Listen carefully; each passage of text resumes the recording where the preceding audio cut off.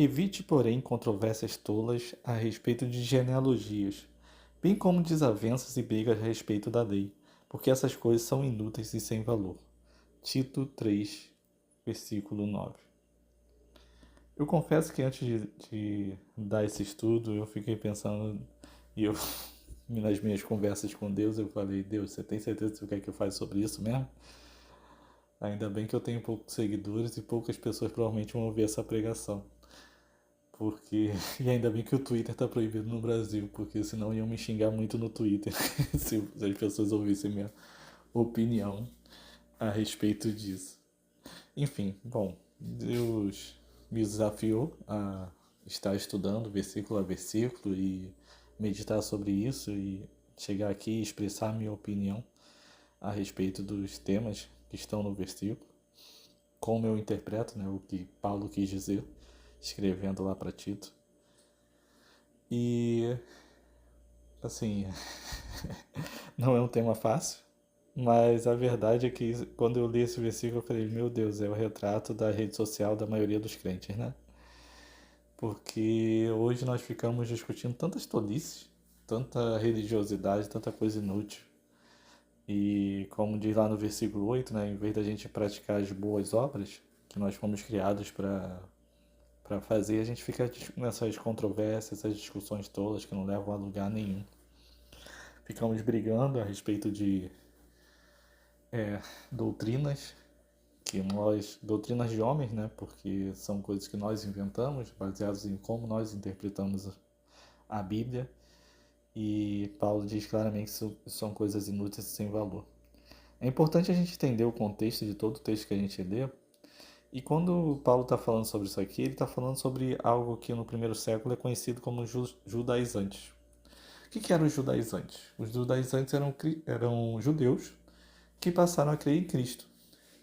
Só que mesmo nós sabendo que a salvação é pela graça e tal, lembra que esse é um momento que os caras estão começando a tentar entender quem Jesus foi, tudo que ele fez e tal. Então, assim, todas essas doutrinas hoje que nós temos bem elaboradas, de teologias que já têm 2000 anos, muitas delas estavam sendo construídas ainda.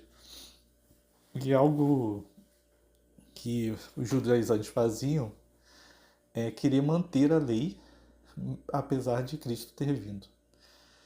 E é interessante quando você pensa sobre isso, que na verdade o que eles estão querendo é impor a cultura judaica a todos os povos.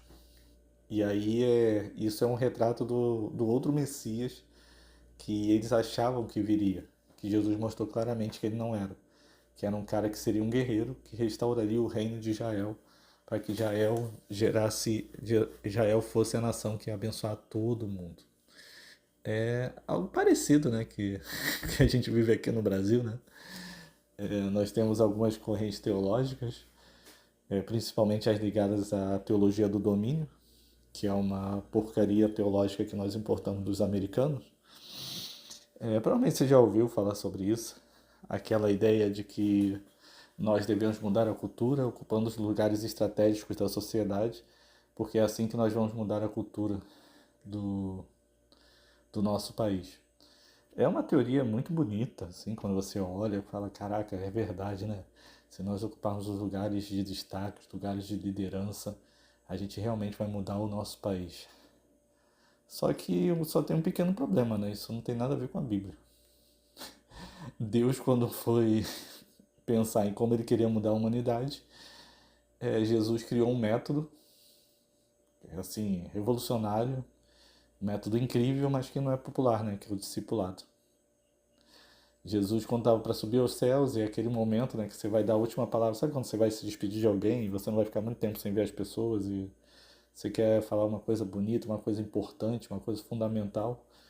E aí Jesus fala a grande comissão, né? Ir por todo mundo, ocupando os lugares estratégicos da sociedade, e assim nós vamos transformar toda a cultura e estabelecer o reino dos céus aqui na terra.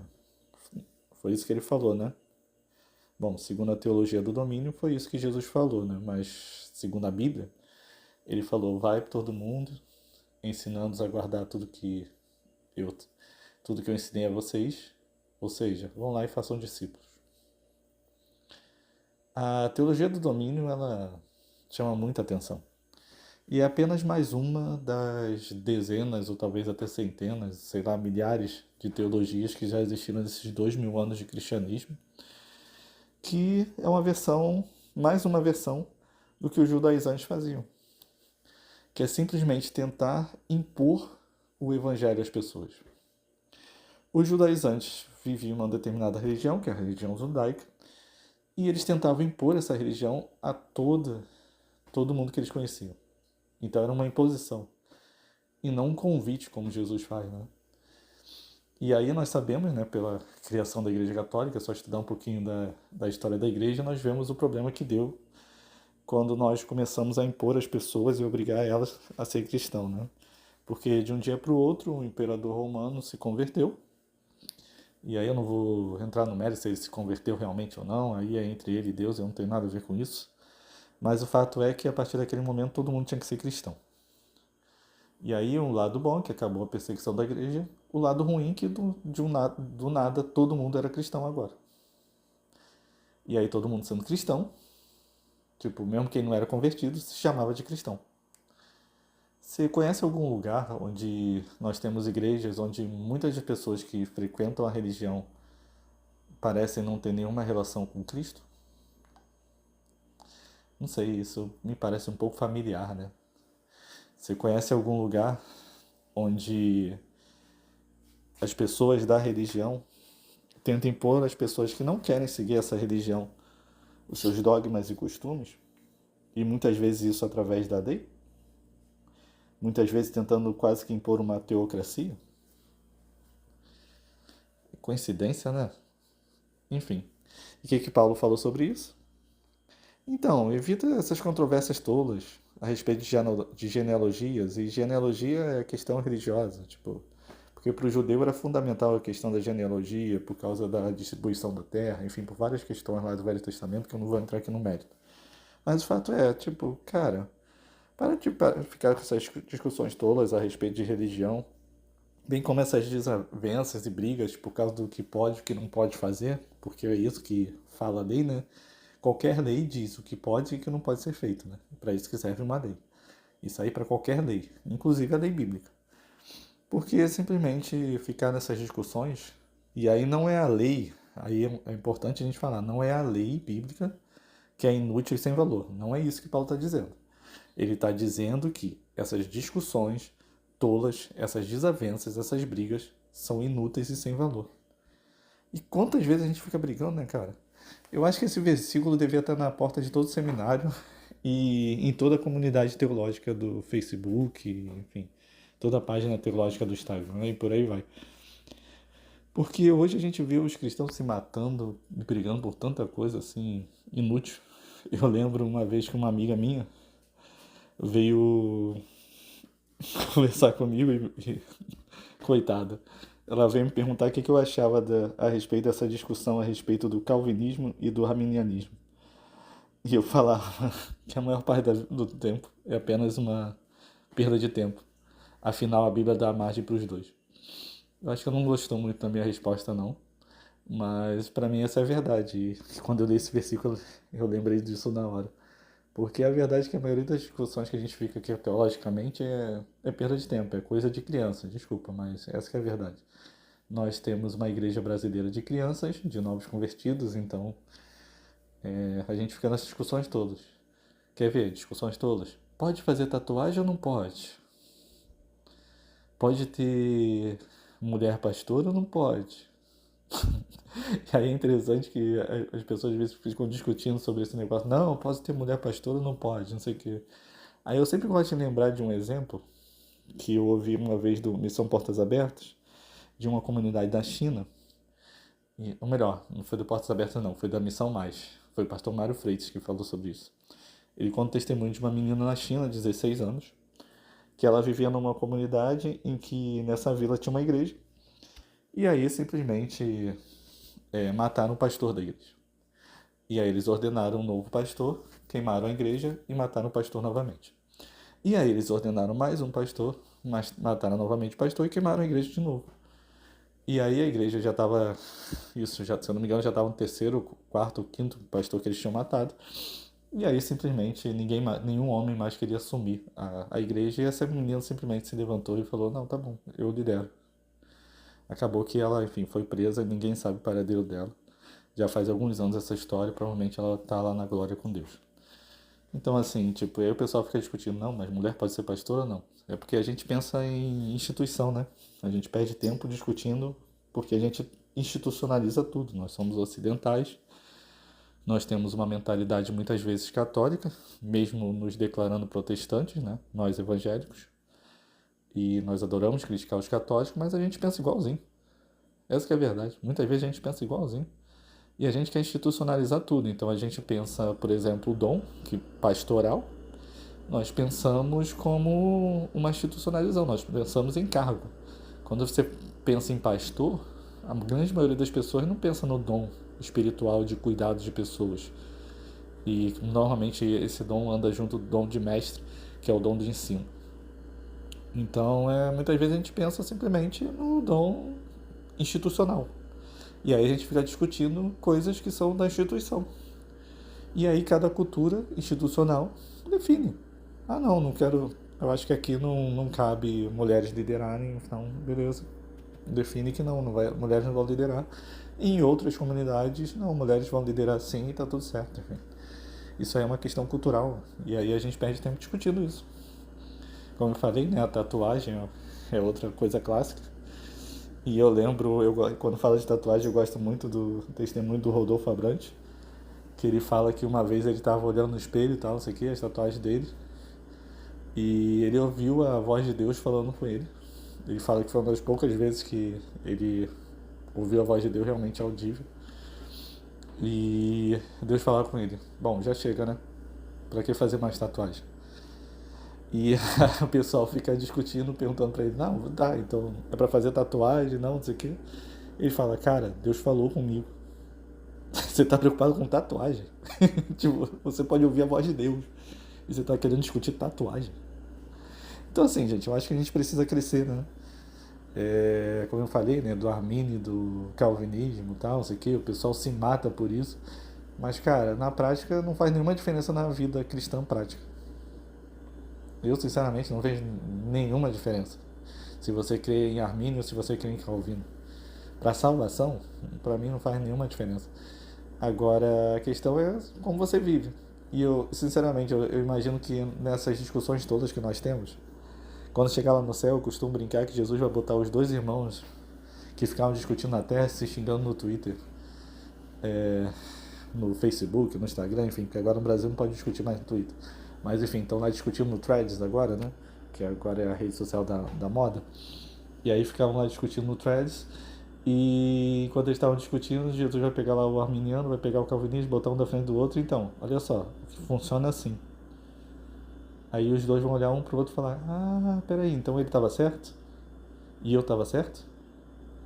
Ah, então os dois estão certos?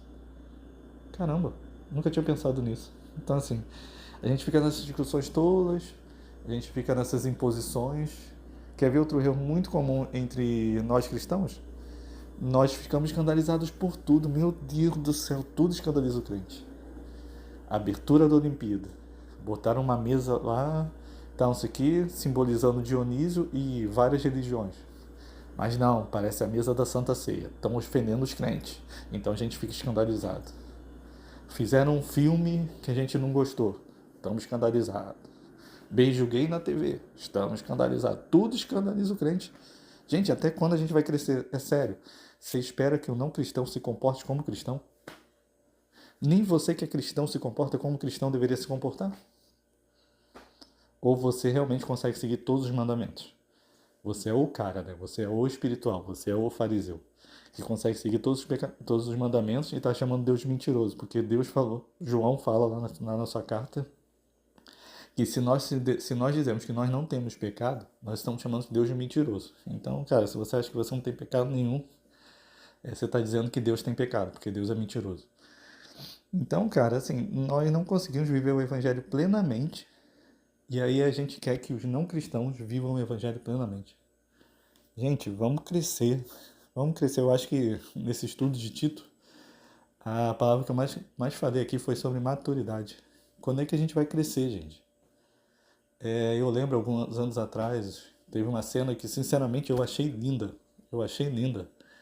Que foi uma vez que um travesti foi na parada gay e ele foi lá, se colocou numa cruz. E aquela cena mexeu muito comigo, sabe por quê?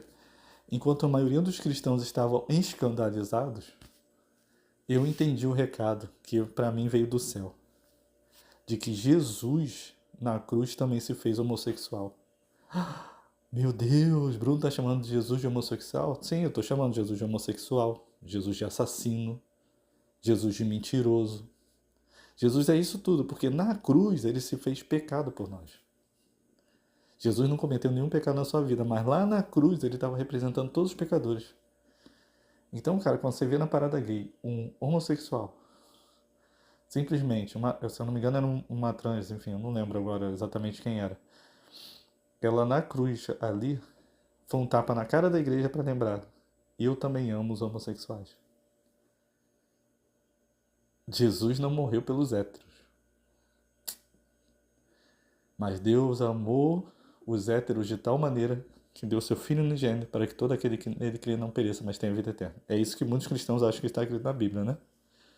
Mas o que está escrito realmente? Deus amou o mundo inteiro. O mundo inteiro inclui quem? Ide por todo mundo, fazei discípulos de todos os héteros. Foi isso que Jesus falou? Ide por todo mundo, fazei discípulos de todos. Mas Deus prova o seu amor para conosco, que Cristo morreu pelos héteros. Ou, mas Deus prova o seu amor por... Perdão. Mas Deus prova o seu amor para conosco, em Cristo morreu por nós. Por todos nós. E aí nós queremos restringir quem Jesus pode ter morrido. E aí na nossa religiosidade, nós que deveríamos incluir as pessoas, como eu já falei em outros áudios aqui, nós que deveríamos ser que nem Jesus, que os pecadores amavam estar perto, nos tornamos pessoas que os pecadores olham e falam: meu Deus, a última coisa que eu quero é entrar numa igreja, porque as pessoas ali vão me tratar muito mal. Eu sempre costumo dizer, cara, quer saber a saúde de uma igreja? Veja quantos tipos de pecadores diferentes que tem dentro dela. Porque olha para o grupo que Jesus chamou. Olha o tipo de pessoa que tinha ali. Pega Hebreus 11 e veja a característica de cada uma daquelas pessoas ali. Abraão, mentiroso, medroso, que mentiu para Faraó, dizendo que a mulher dele era sua irmã. Ele falou uma meia verdade, ou seja, era mentiroso, estava com medo, medroso. O pai da fé era medroso. Muita gente esquece disso, né? E ele foi lá e mentiu para Faraó, dizendo que Sara é sua irmã. A gente tem ali Sansão, o cara mais mulherengo da Bíblia. Quem passava na frente de Sansão, ele passava o rodo. Salomão, então, meu Deus do céu, Davi. Ih. Vamos ver a genealogia de Jesus, que tem Raabe. Então, assim, gente, vamos amadurecer um pouquinho mais. Vamos começar a olhar mais para o pecado que a gente comete, menos para os outros. Vamos parar de querer impor a nossa religião nas outras pessoas, sendo que nem a gente consegue viver plenamente ela. Gente, o Evangelho é um convite. É um convite a todos nós, para nós vivermos como Cristo. Ninguém é obrigado a viver como Cristo. Isso é uma escolha individual. Se você ama Cristo e você crê realmente no Evangelho, você vai tentar ser semelhante a Ele. Mas isso é uma escolha individual. Jesus não impõe ninguém segui-lo. Quando o jovem rico não quis seguir Jesus, Jesus não chegou e fulminou o jovem rico, que ele poderia fazer, né? Afinal, ele é Deus. Não. Quando estavam crucificando ele, o que Jesus falou? Pai, perdoe, não sabe o que estão fazendo. Estão fazendo besteira, olha só, cara, esses não cristãos. Olha o que eles estão fazendo, não sabe o que estão fazendo. Só tinha um tipo de pessoa que irritava Jesus. Que Jesus chegou até a dar chicotada. Que eram as pessoas religiosas que tentavam impor a religião sobre os outros. Jesus falava para eles: cara, vocês não estão entrando no reino e ainda ficam tampando a porta para os outros entrarem. Para com isso. É isso que Jesus falava para os fariseus. É isso que Jesus fala para os crentes de hoje. Eu falo hoje, e aí que agora que o pessoal vai me xingar mesmo. Porque os fariseus, eles adoram fazer isso, né? O fariseu adora tacar pedra. Hoje, uma das maiores dificuldades que eu tenho para evangelizar as pessoas é mostrar que cristianismo, ou melhor, que Jesus e bolsonarismo são coisas completamente diferentes. E não tem uma a ver com a outra. Que teologia do domínio é uma coisa, Jesus é outra. Hoje, a forma que eu mais evangelizo as pessoas é mostrando para elas, ó, elas mandam para mim os escândalos que acontecem, tal, não sei o quê, principalmente os não cristãos, tentando me provocar. E durante um tempo eu discutia com eles, tentando defender a igreja. Nós precisamos defender a igreja. Só que eu aprendi que Jesus não precisa de defensores, né? Ele é o advogado. É ele que edifica a igreja. A igreja não precisa de defensores. Nós precisamos ser a igreja e ser testemunhos do evangelho. Então, toda vez que hoje um não cristão vem me mostrar um escândalo, eu falo, cara, então, realmente, esse irmão aí vacilou, mas olha o que a Bíblia diz. E aí eu mostro para eles o evangelho. Eu mostro para eles a palavra. Que muitas vezes não é o que o irmão está fazendo lá. Então, assim, eu não conheço o irmão, não vou condenar, enfim, não sei o que o irmão está fazendo, então. Mas, assim, se essa atitude aí que ele está fazendo é verdade, porque a gente também tem que ter muito cuidado, que muitas vezes hoje o pessoal inventa histórias, enfim, hoje, nessa época de fake news, de deepfakes, enfim, em que é tão fácil inventar mentiras, e os cristãos adoram compartilhar mentiras. Então, nesses momentos, eu simplesmente vou lá e mostro para ele, então, cara, olha só, a atitude correta que a Bíblia diz que nós devemos fazer é essa. Se a pessoa fez isso, ele pecou. Mas, por outro lado, mesmo que ele tenha pecado, a gente precisa lembrar que a igreja não é o céu. Se esse irmão fosse perfeito, ele não precisava que Jesus morresse na cruz. Jesus morreu na cruz exatamente porque nós cristãos e qualquer ser humano não somos bons o suficiente. Todos nós temos pecado, todos nós temos erros. E aí eu aproveito para tacar o evangelho nas pessoas e falar, não, então, todos nós temos erros. E é por isso que Jesus veio e morreu na cruz do nosso lugar, para que nós tivéssemos nossos pecados perdoados. E através da fé em Cristo, que nós seremos salvos. Se esse irmão crê realmente ou não, não sei. Isso aí é entre ele e Deus. Ele realmente vacilou nisso aqui. Parece que ele vacilou. Se isso aí é verdade, o que você está dizendo. Mas, isso não nega a salvação dele. Porque Jesus veio salvar exatamente pessoas assim. E aí é interessante porque isso começa a quebrar. E alguns nem me mandam mais os escândalos porque eles sabem que eu não fico mais naquela defensiva da igreja. Não, porque preciso defender a igreja evangélica brasileira. Eu preciso ser um defensor do evangelho. Não preciso ser um defensor do evangelho. Preciso ser testemunha e viver o evangelho. Porque quando eu vivo o evangelho, isso faz diferença. Eu prego muito mais o evangelho quando eu vou lá e ajudo alguém que precisa financeiramente do que simplesmente ficando discutindo horas e horas num grupo de WhatsApp tentando provar o que não tem como provar. Tentando defender o que é indefensável, que é o pecado. Gente, todos nós pecamos, você também peca. Eu também causo escândalos. Alguns estão vendo essa pregação e estão ficando escandalizados. Outros podem estar se convertendo. Essa é a realidade do evangelho. Então, assim, eu não sei onde vai cair a semente. O importante é estar sempre sendo testemunha e falando a verdade. Eu faço questão de falar para pessoas, cara, não preciso inventar o meu pecado, não. Pecado sobre mim, às vezes fofoqueiro inventa pecado sobre mim. Eu acho engraçado quando as pessoas vêm me contar, então, fulano falou isso aqui de você, não sei o que lá. Eu falo, cara, olha só, tipo, pô, pra que fulano tá inventando pecado? Eu tenho um monte, não preciso inventar. Tipo, fala a verdade, só falar a verdade. Eu tenho um monte de pecado, coisas que eu tenho que melhorar. Enfim. E muitas vezes os fofoqueiros estão aí e tal. Então, gente, vamos crescer. Vamos crescer. Vamos tentar a gente viver o evangelho. Vamos abandonar essa teologia aí do domínio e vamos começar a fazer discípulos. Gente, a gente só vai mudar o mundo de uma forma. Através da nossa unidade como corpo. E unidade é aceitar a diversidade. Como Cristo é o mais importante, nós vamos aceitar as diferenças. E é interessante que Paulo fala que a igreja é um corpo. Cara, e Paulo ainda fala sobre isso. Imagina se todo mundo fosse orelha. Onde estaria o corpo? E se todo mundo fosse nariz? Cara, se todo mundo fosse igual a você, será que a igreja realmente seria uma bênção? Se você achou que seria, me deixa muito mais preocupado, tá? Você tá mal. Se você acha que seria uma bênção, você tá muito mal. Muito mal. Eu acho que talvez você não seja nem convertido ainda. Então, cuidado. Porque se você acha que você é bom o suficiente para representar a igreja evangélica brasileira ou mundial, rapaz, você tá mal, hein? Porque quanto mais a gente conhece a Deus, olha o que acontecia quando os discípulos ou então os profetas e qualquer pessoa se encontrava com Deus. Normalmente o que saía da boca deles é ai de mim, ai de mim, porque eu vi a glória de Deus, ai de mim. Isaías 6 é para mim a melhor passagem que representa isso. Quando Isaías vê que ele está vendo a glória de Deus, ele fala, ih, ferrou, morri. Porque eu sou homem falho, homem impuro, habito num povo de impuros lábios, tô morto, ferrou. Eu vi a santidade de Deus. Vendo a santidade de Deus, a única coisa que resta para mim é a morte, porque é isso que eu mereço.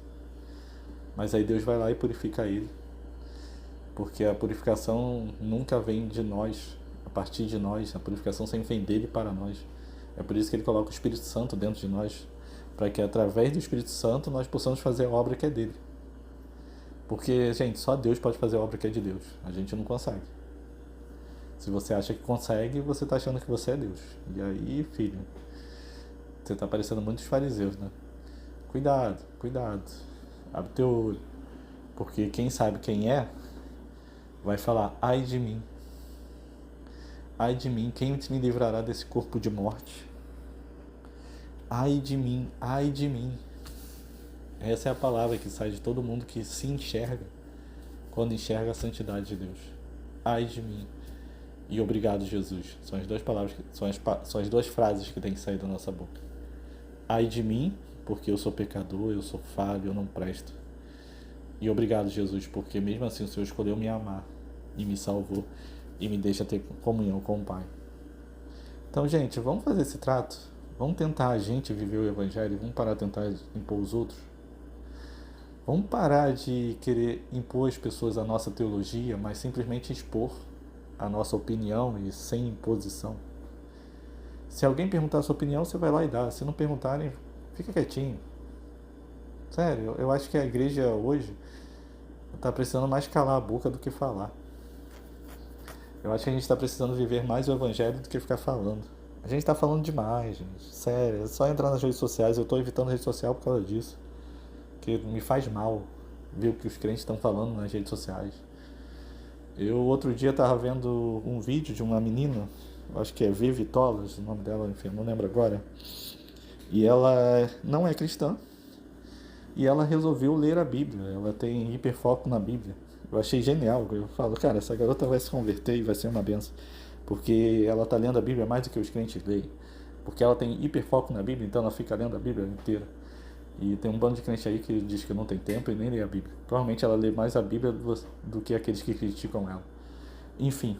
E aí ela está lendo a Bíblia, está mostrando a visão de um não cristão sobre a Bíblia, que eu achei genial, porque é uma porta aberta pra gente. Então ali eu, pelo menos, muitas vezes vou nos vídeos dela e fico lá explicando as perguntas que ela coloca, para que vai que alguém lê aquilo ali e de repente se converte. E são dúvidas genuínas, cara. Não tem nenhum problema você ler a Bíblia e ter dúvidas. Porque, cara, é sério, você realmente acha que você entende tudo que está na Bíblia? Você entende tudo sobre Deus, você é o especialista em Deus, você é o cara que sabe tudo sobre Deus, que nem os fariseus achavam que sabiam tudo sobre Deus. Os fariseus sabiam tudo sobre Deus, que crucificaram Deus, porque eles não reconheceram Deus. E é o que muitas vezes a gente faz, né? A gente acha que sabe tudo sobre Deus, então nós crucificamos todo mundo, várias pessoas, e muitas vezes essas pessoas estão mais próximas de Deus que a gente. E aí ela ficava lá, mas cara, só tinha uma coisa que me escandalizava na rede social dela: o comentário dos crentes. Tinha crente desejando a morte da menina. E eu fico pensando, meu Deus, o que passa na cabeça dessa pessoa, gente? Cara, ele tinha que estar dando glória a Deus. Uma não cristã está lendo a Bíblia, está compartilhando.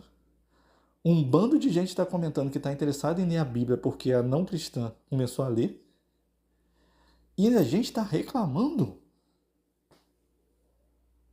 Gente, me lembra João virando para Jesus e falando: então, Jesus, aqueles caras ali não estão com a gente, não.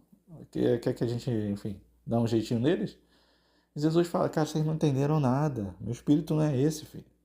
Vocês estão pregando lá o evangelho, deixa eles. Entendeu? Vocês não entenderam nada. Eu chamei vocês para amar o próximo e a Deus. Então, assim, gente, até quando? Até quando a gente vai viver essa vergonha que a gente vive no nosso país?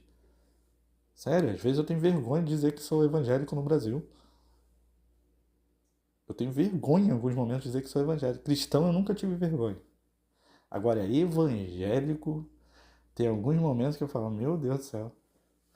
Porque às vezes eu estou conversando com alguns não cristãos, e as pessoas, conhecendo principalmente com as pessoas novas que não sabem que eu sou cristão ainda, e elas começam a falar dos crentes e eu falo, meu Deus. E o pior é que ele tem razão. Não é que ele tem razão do que ele está falando nessa crítica aí? E aí eu só tenho que calar minha boca, ouvir a crítica e mostrar pra pessoa, então, cara, assim, você tá certo na sua crítica, mas a Bíblia diz que, o Evangelho diz que a gente deveria viver assim. E eu falo isso em amor, não em imposição. Eu já errei muito nisso, tá? Eu já fiquei em muitas conversas tolas. Eu já gastei muito tempo discutindo na internet com as pessoas e tal. Só que, cara, eu aprendi que eu tenho que ser testemunha, não advogado. Advogado é Jesus, eu sou testemunha do Evangelho. E para ser testemunha do Evangelho, eu tenho que ter experiências com Deus. Porque a testemunha fala daquilo que ela vive. Você já imaginou? Alguém vai chegar no tribunal. Então, você viu quem matou o fulano? Então, eu acho que é o ciclano. Porque o ciclano é isso, o ciclano é aquilo, tal, não sei o quê. Foi o ciclano que matou, com certeza. Tá, mas você viu? Então, eu nunca vi o fulano, mas pelo que eu li na internet sobre ele, com certeza foi ele que matou. Você já imaginou isso num tribunal? Uma testemunha falando isso? O que o juiz vai fazer com essa testemunha? Filho, você não tem credibilidade nenhuma, sai daqui. Se der mole, prende até por falso testemunho. Agora, se você tá ali e você realmente viu a cena, então eu interpretei dessa forma. Eu vi tal cena e eu interpretei que foi assim e assado. Isso é o que uma testemunha faz. Então, se eu vejo um acidente de carro, eu vou lá e falo, então, eu vi isso, na minha opinião, aconteceu isso, isso e aquilo, e foi isso que eu vi. Ponto. E aí cada um chega às suas conclusões. Por isso que quando a gente lê a Bíblia, a gente deve, aí por favor, estudem hermenêutica, interpretação da Bíblia. Leem aquele livro, entende o que diz, para parar de falar besteira a respeito do Evangelho. Sério, vão estudar. Cara, a gente tem que ler entendendo para quem foi escrito, por que foi escrito, quem escreveu, qual é o contexto dessa escrita. Porque senão, cara, você vai pegar esse versículo aqui, por exemplo, eu vou te mostrar como é fácil a gente distorcer o que está na Bíblia.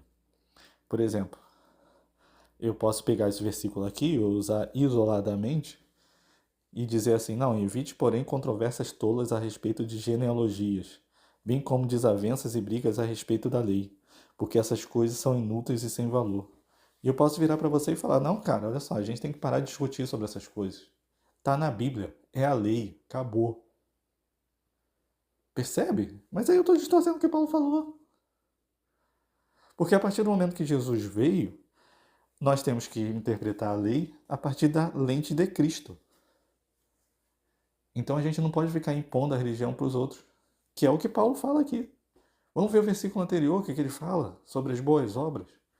Então o que Paulo está dizendo aqui nesse contexto, na verdade, e aí eu estou falando agora a forma correta que eu interpreto, ou melhor, é a forma como eu interpreto, é a que hoje eu acho correta, é que Paulo está dizendo para ele, então, gente, vamos focar em fazer as boas obras, que é o versículo 8, e vamos parar de perder tempo discutindo.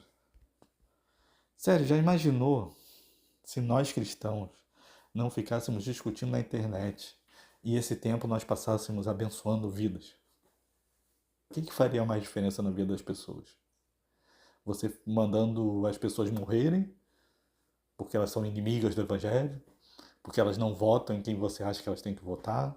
porque elas não acreditam na teologia do domínio, ou então elas não acreditam na teologia que você defende, ou porque elas não são da sua denominação e por aí vai.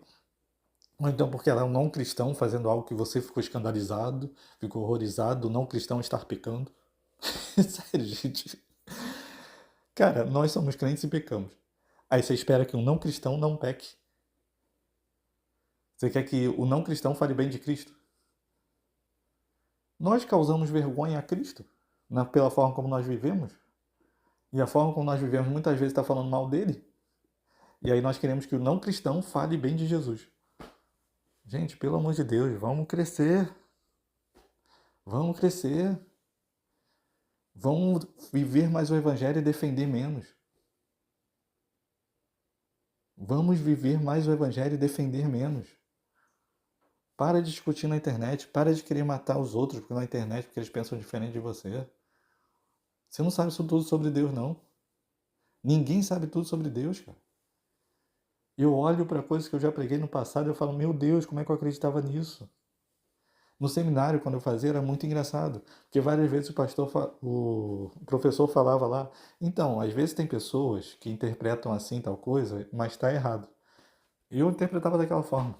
A maioria das vezes eu interpretava daquela forma que o professor estava falando. E aí o professor mostrava biblicamente por que estava errado, tal, não sei o quê, normalmente mostrando lá no grego o que realmente significava, revelando o contexto, tal, não sei o quê, e eu falava, realmente, eu pensei errado a vida inteira. Cara, o que você aprendeu de novo do Evangelho essa semana? Você não aprendeu nada novo do Evangelho? Você não descobriu que você estava errado a respeito de Deus em nada essa semana? Então, desculpa, mas você parou no tempo e não está mais crescendo na graça. Porque quem conhece, quem está crescendo na graça, crescendo no conhecimento de Deus, a cada dia vai estar aprendendo algo novo sobre Ele. E para aprender algo novo, você precisa abandonar algo velho. Então você abandona uma crença antiga que você tinha a respeito de Deus porque você se aprofundou no relacionamento com Ele e você descobriu que Deus é de determinada forma. Ou então que Deus pensa a respeito de determinado assunto de outra forma do que você pensava anteriormente. E aí você está renovando a sua mente. Agora, se você não muda seus pensamentos e você acha que todo mundo tem que pensar igualzinho a você, você não está renovando a sua mente. Pelo contrário, você tem uma mente estagnada. Ih, peguei pesado, né? Mas não é por causa disso que deixa de ser verdade. Então, gente, vamos crescer? Vamos crescer? Obrigado, Deus, porque o Twitter não está no ar. Não sei se eu cancelo os comentários, né? Vamos ver como os crentes vão reagir a isso aí. E obrigado, Deus, porque poucas pessoas vão ver essa palavra. Porque, cara, se isso se tornar viral, meu Deus, eu tô ferrado. Vão me xingar muito, vão me xingar muito. Ah, os fariseus vão ficar com muita raiva. Mas é uma coisa boa, né? Porque aqueles que querem viver piedosamente padecerão perseguição. Porque da mesma forma que aqueles que pregam o evangelho, eles têm que estar preparados para serem perseguidos. Porque essa palavra não é agradável, né? O pessoal gosta hoje de palavra que assim, não, Deus vai resolver o seu problema. Sabe essa dificuldade que você está passando? Então Deus vai resolver. Cara, Deus vai agir porque você é muito precioso e tal, não sei o quê. E aí vem um cara falando que não, cara, você tá aí discutindo o evangelho, você acha que você é um crente muito bom porque você tá ofendendo as pessoas em nome da defesa do evangelho? Cara, você não entendeu nada ainda. Você é uma criança. Você tá perdendo tempo. Você tá perdendo tempo. O que você tá fazendo é inútil e sem valor. Porque é isso que Paulo fala sobre essas discussões tolas, religiosas, que só afastam as pessoas de Deus. Cara, aprende uma coisa que pra mim foi revolucionário. Quem muda o outro é o Espírito Santo, não sou eu. Quem muda o outro é o Espírito Santo, não é você. Então apresenta essa pessoa para o Espírito Santo. Ou melhor, apresenta o Espírito Santo para essa pessoa. Apresenta Jesus. Porque, cara, se o Espírito Santo entrar naquele coração, porque quem toca no coração é o Espírito Santo.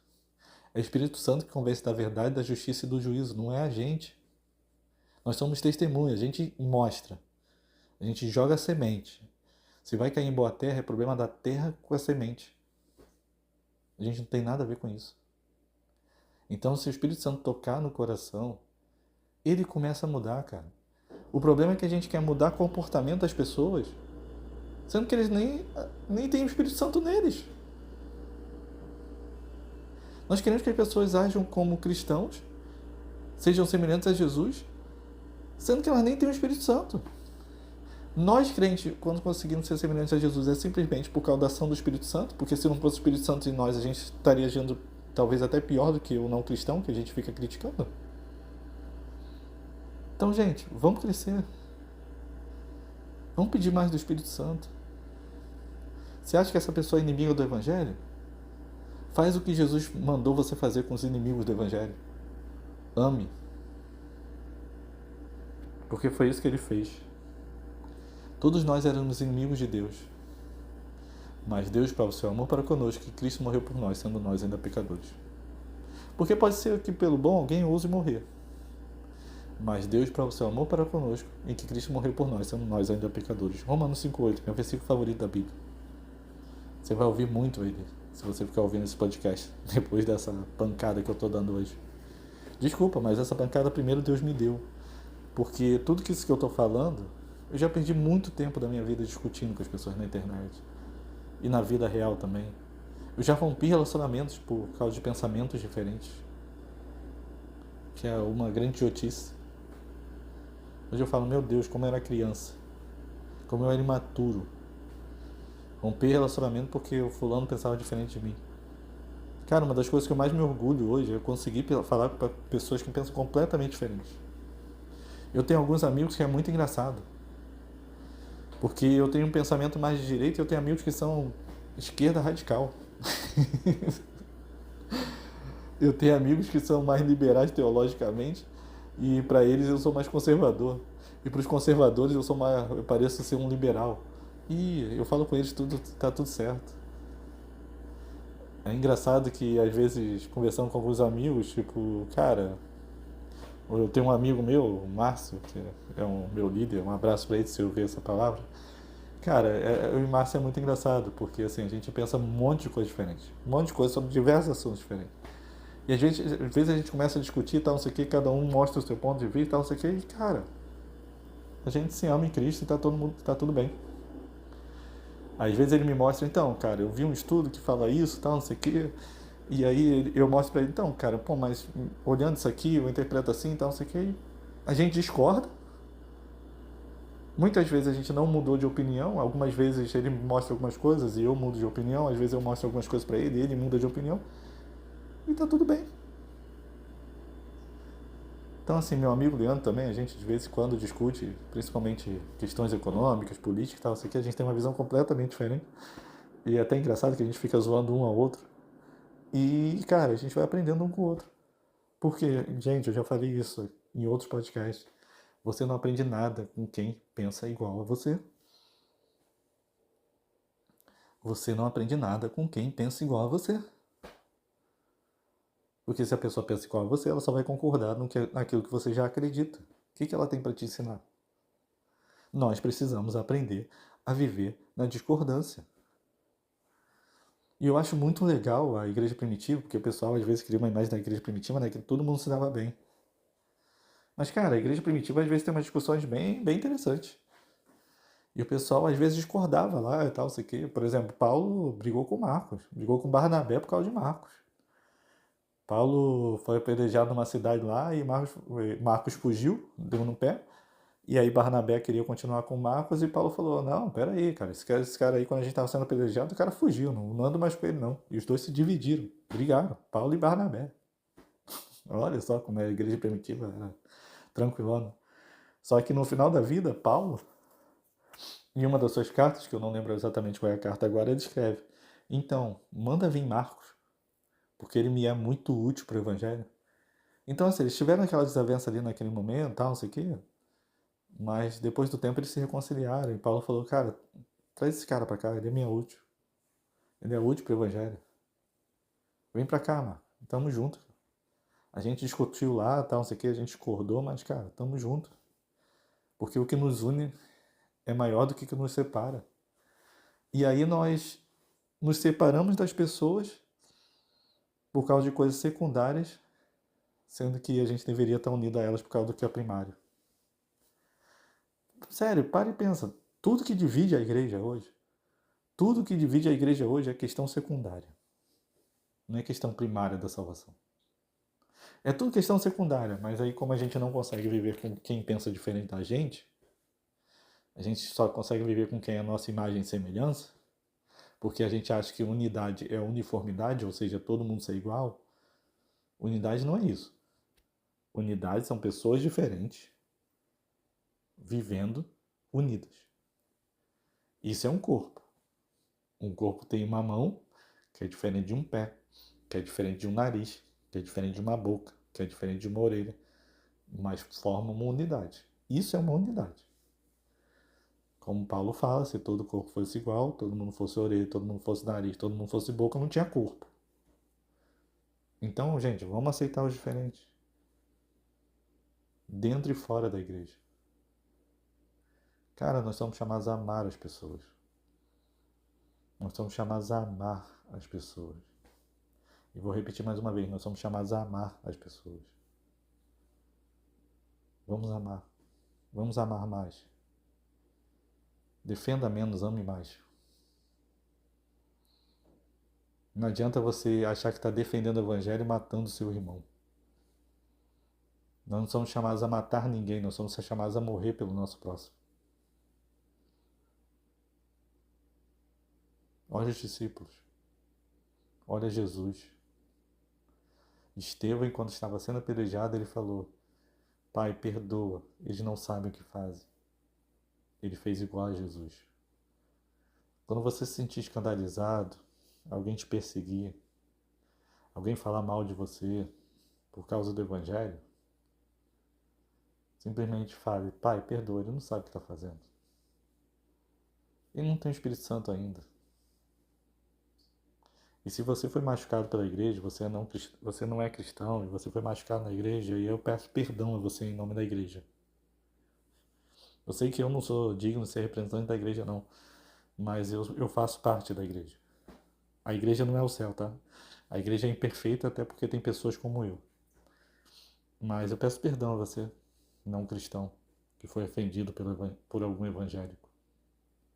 Eu já pedi perdão a algumas pessoas por causa das feridas que a igreja fez nela. Pela ferida que irmãos meus fizeram nessa pessoa. Porque eu acho que nós, como igreja, deveríamos tentar defender menos o evangelho e pedir mais perdão às pessoas pelo mal que nós temos feito a elas. Pelo mau testemunho que nós temos feito a elas. Nós precisamos mostrar para elas que Jesus é diferente. Que igreja evangélica é uma coisa, Jesus é outra. Nem sempre Jesus é cabeça daquilo, tá? Infelizmente. Infelizmente, eu falo isso com muita tristeza.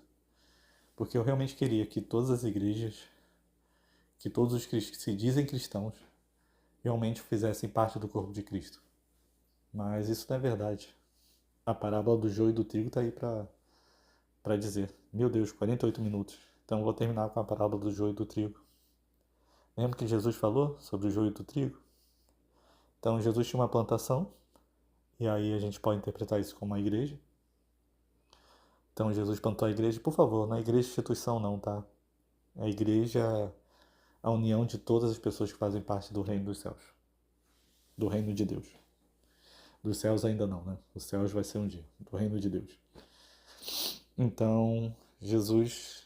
E aí eu vou pegar a parábola do joio e do trigo e já vou dar a interpretação que eu dou para ela. Então eu tinha uma plantação ali de trigo, que é a igreja, e o inimigo veio e botou o joio no meio do trigo. Ou seja, ele botou pessoas que não eram cristãs no meio dos cristãos, no meio da igreja, para nós convivermos. E alguns trabalhadores chegaram e falaram: tá, então o que a gente faz? A gente percebeu aqui que tem o joio, tem o trigo, a gente corta o joio, o que a gente faz, Jesus? Aí Jesus falou: cara, olha só, você não vai saber diferenciar o que é joio e trigo. No dia que eu voltar, eu separo. Até lá, deixa os dois crescerem juntos. Só seja trigo. Então eu termino essa palavra para você simplesmente: só seja trigo, cara. Perde tempo discutindo coisas tolas, não. Vai viver o Evangelho, como você criou o Evangelho. E se você vê biblicamente que você criou errado a vida inteira, que você tem que mudar, vai lá e mude. Tenha essa humildade. Viva o Evangelho. Não perde tempo querendo tirar joio, não. Nós não somos chamados a tirar joio da igreja. Isso não é o nosso chamado. Nós somos chamados a ser trigo. Você tem sido trigo? Quando o não cristão olha para você, ele consegue ver Jesus? Ou ele vê um fariseu? Eu acho que essa é uma boa pergunta para reflexão, né? E como eu sempre aconselho, vai para o quarto e pergunta para Jesus o que é que você precisa mudar. Se o Espírito Santo já foi tocando seu coração enquanto você ia ouvindo essa palavra, que você vai para o quarto agora e peça perdão a Deus pelas atitudes erradas que você fez. Se você lembrar de alguém que você ofendeu como cristão, vai lá e peça perdão por essa pessoa. Talvez essa seja a maior pregação do Evangelho que você vai fazer na vida dessa pessoa.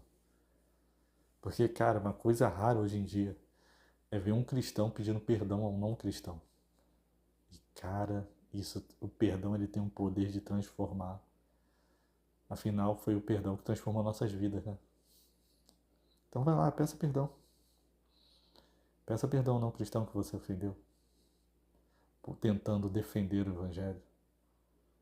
Vai lá e veja a transformação que Deus vai fazer nessa vida. Então, vai pro quarto agora, ora, pede perdão a Deus, pede para Ele te mostrar onde você tem errado.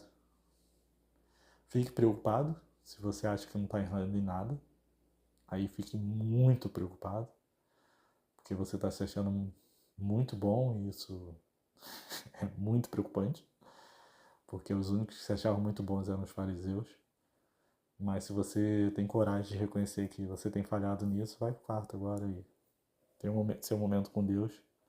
E saia do quarto diferente e peça perdão às pessoas que você tem ofendido. Talvez com isso elas realmente venham a conhecer Jesus. E é irônico que talvez você pedindo perdão pela ofensa que você fez, elas venham a conhecer Jesus, o Espírito Santo passa a habitar nelas.